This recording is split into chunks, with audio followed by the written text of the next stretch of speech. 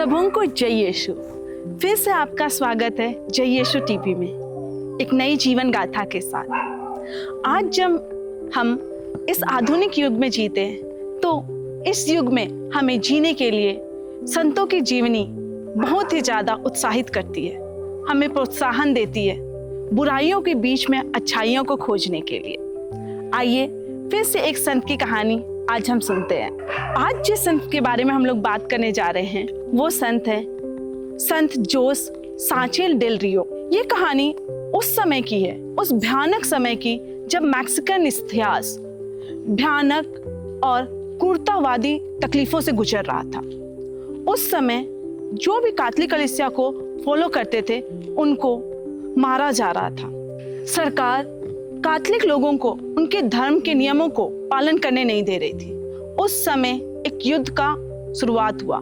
वो युद्ध है क्रिस्टो युद्ध, क्रूस युद्ध। मैक्सिको का एक धार्मिक युद्ध था जो 1926 से 1929 तक चला।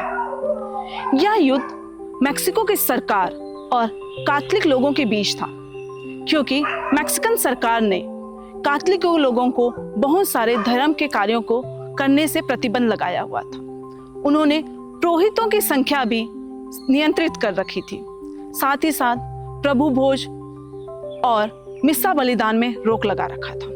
उन्होंने चर्च की जमीन को भी हड़प ली थी और किसी को भी गिरजाघर जाने की अनुमति नहीं थी। यहाँ तक कि उन पुरोहितों को गोली मार दी गई जो पुरोहित मिस्सा बलिदान चढ़ाते थे। पहले तो मैक्सिको के कैथोलिक लोगों ने शांतिपूर्वक बैठक करके इस मामला को सुलझाने की कोशिश की, परंतु जब यह मामला नहीं सुलझा तो उन्होंने एक युद्ध का ऐलान किया, जिस युद्ध का नाम है क्रिस्टो युद्ध। मैक्सिकन लोग इस युद्ध के द्वारा विश्वास के हीरो बन गए, क्योंकि उन्होंने अपनी विश्वास प्रभु यीशु से ना छोड़ी, विभिन्न तकलीफों से गुजरने के बावजूद। अब हम जोस सांचेल डेल रियो के बचपन के बारे में जानते हैं। उनका जन्म 28 मार्च 1913 को हुआ था, मैक्सिको के एक छोटे से गांव में। सांचेल बचपन से ही प्रार्थनामय जीवन बिताते थे। एक मजबूत कैथोलिक कलीसिया में जन्म होने की वजह से उनकी प्रार्थनामय जीवन भी मजबूत थी। उस समय भले ही एक और क्रिस्टो युद्ध चल रहा था, परंतु वहाँ के ईसाइयों के अंदर एक विश्वास, एक गहरा विश्वास था जो कि उन्हें अपने विश्वास से हिलने नहीं देता था। वे अपने विश्वास में अडिग थे। जोस प्रार्थना के प्रति बहुत निष्ठावान थे। उन्हें प्रार्थना करना, विशेषकर माता मरियम से रोजरी माला करना बहुत पसंद था। जोस अपने दोस्तों के साथ स्कूली शिक्षा ग्रहण करने अपने घर के पास ही एक विद्यालय में गया। जोस के नजरों से ये क्रिस्टो युद्ध की लड़ाइयाँ छिपी हुई नहीं थी। वह इस युद्ध के बारे में जानता था। वह भी इस युद्ध के लिए हमेशा तैयार था। सबसे पहले सरकार ने स्कूलों से कैथोलिक शिक्षा को हटाया, फिर वो सारे कैथोलिक स्कूल को बंद कर दिए जो वहाँ चलते थे। धीरे धीरे जोस के अंदर भी विश्वास की उमंग बढ़ती गई।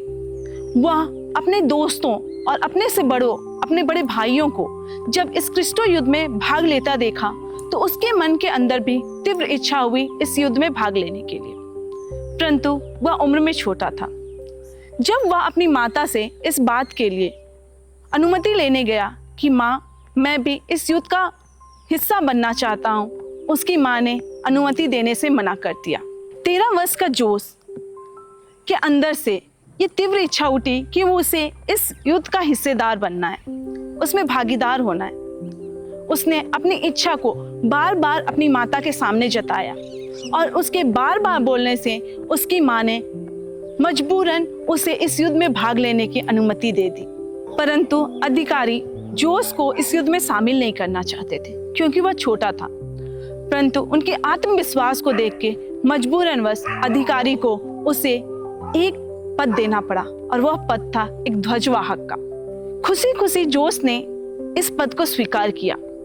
यह बहुत छोटा पद था, सिर्फ झंडा लेके चलने का, बैनर लेके चलने का, परंतु जोस के लिए यह भी बहुत बड़ा कार्य था, क्योंकि उसे छोटे उम्र में स्वर्ग जाने की इच्छा थी। जोस क्रिस्टो युद्ध का बैनर को भी बहुत गर्व से लेके चलता था। उसे उस बैनर को लेके चलने में खुशी महसूस होती थी। वह जब भी बैनर को लेके चलता था तो वह रोजरी माला करता था। उसे आंदोलनकारियों द्वारा पसंद भी किया जाया करता था क्योंकि वह बहुत नम्र स्वभाव का था। सबसे छोटा तो था परंतु बहुत ही विश्वास में अडिग। जोस को जनरल लुइस के संरक्षण में रखा गया था। वह जनरल लुइस का सबसे प्रिय शिष्य था और साथ ही साथ वह जनरल लुइस को बहुत पसंद किया करता था। एक बार की एक घटना है जो कि जोस के पूरे जीवन को बदल दी। जब जोस और जनरल लुइस घुड़सवारी करके जा रहे थे तो किसी स्नाइपर ने लुइस के घोड़े को गोली मार दी, जिस वजह से लुइस गिर गया। अब उनके पकड़े जाने की बहुत ज्यादा संभावना हो गई और लुइस उस समय पूरे आंदोलनकारियों का नेतृत्व कर रहा था। जोस के अंदर यह डर समा गया कि कहीं लुइस पकड़ा ना जाए। अगर जनरल लुइस पकड़ा जाएगा तो बाकी लोगों का नेतृत्व कौन करेगा। इस सोच ने जोस को एक कार्य करने पे मजबूर कर दिया। वह कार्य था, जोस अपना घोड़ा जनरल लुइस को दे दिया और उसे भागने को कहा। लुइस ने भागने के लिए मना कर दिया क्योंकि लुइस जानता था कि अगर छोटा रियो पकड़ा गया, छोटा जोस पकड़ा गया तो उसे बहुत सारी प्रताड़ना सहनी पड़ेगी। परंतु छोटे जोस ने कहा, सर आप जाइए, अगर आप हमारे आंदोलनकारियों का नेतृत्व नहीं करेंगे तो हम सब प्रभु के विश्वास में अडिग नहीं रह पाएंगे, हमारा विश्वास कम हो जाएगा। हमें नेतृत्व करने के लिए आपके जैसा नेता की आवश्यकता है। मजबूरन जनरल लुइस को छोटे सांचेन का, छोटे जोस का घोड़ा लेके जाना पड़ा। अब छोटा जोस सांचेन सरकारी अधिकारियों के द्वारा पकड़ा गया। जब उसे पकड़ा गया तब उसे ये कहा गया कि अपने विश्वास को छोड़ दो, परंतु हमारा छोटा जोस तो विश्वास में अडिग था। जो खुद इस आंदोलन में भाग लिया हो वह कैसे इस आंदोलन से पीछे हट सकता है। जोस को पकड़कर बंदीगृह में डाल दिया गया।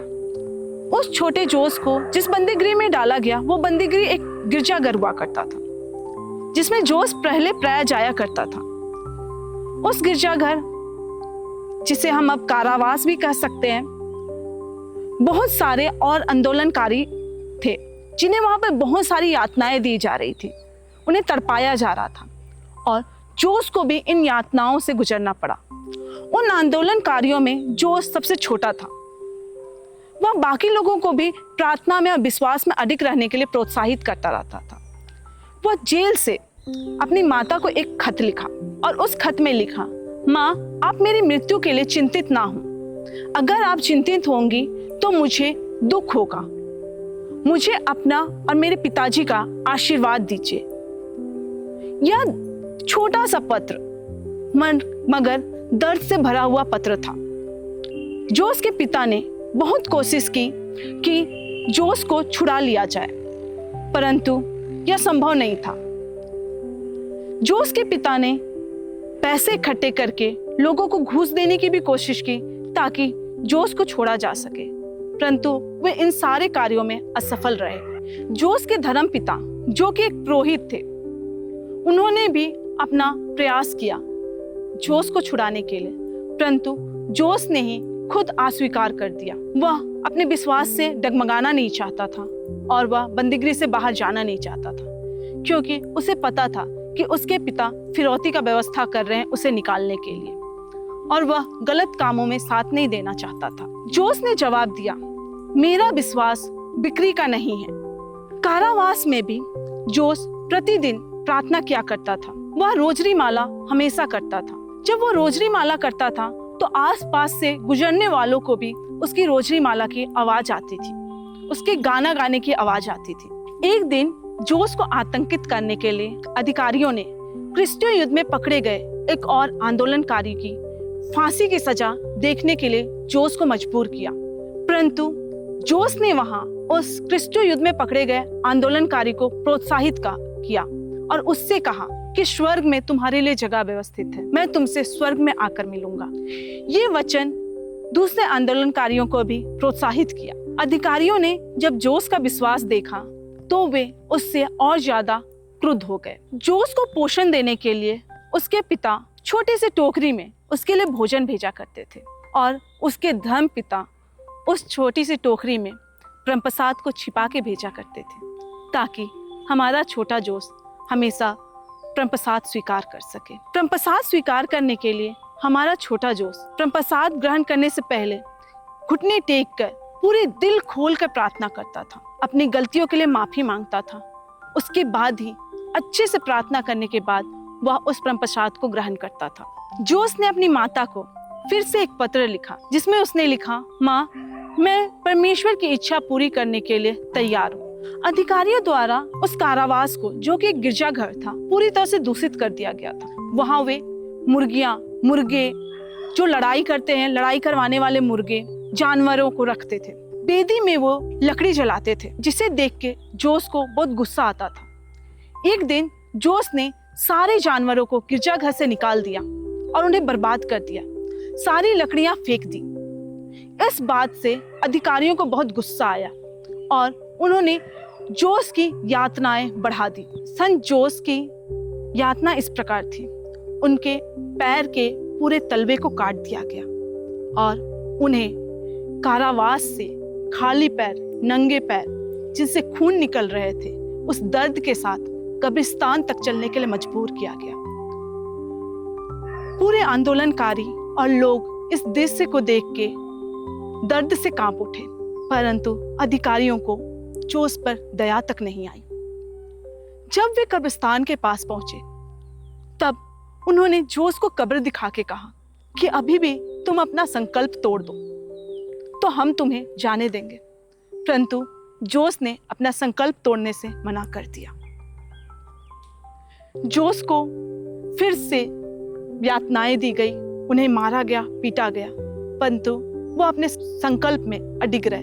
अंत में जोस को 2 गोली मार के उनकी हत्या कर दी गई। उनके शहीद शरीर को 10 फरवरी 1928 को बाकी उनके गांव के लोगों ने उस कब्र में डाला जो उसके लिए खोदा गया था।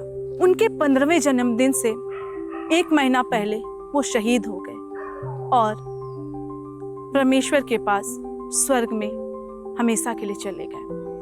संत जोस सांचे डेल रियो ने यह साबित किया कि संत बनने के लिए या फिर परमेश्वर के लिए जीवन जीने के लिए लंबे जीवन की आवश्यकता नहीं है, परंतु हम अपने छोटे से जीवन में भी संत बन सकते हैं, परमेश्वर के लिए अपना जीवन दे सकते हैं। आज के आधुनिक युग में संत जोस सांचे डेल रियो की कहानी हमें यह दिखाती है कि हमें सब कुछ अपना परमेश्वर को देना है और संत उनके जैसे दिख सकते हैं। संत जोस सांचे डेल रियो ने यह प्रमाणित किया कि उम्र की पड़ाव मायने नहीं रखती संत बनने के लिए, कम उम्र के व्यक्ति भी संत बन सकते हैं। 2008 में उनकी मध्यस्थता को चमत्कार माना गया।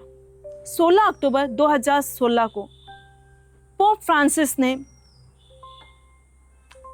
जोस को संत घोषित किया।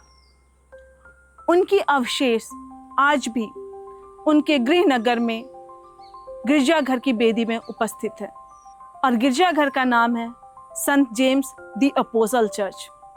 हमारे संत जोस डेल रियो संरक्षक संत हैं सताए हुए लोगों के, बच्चों के और किशोरों के।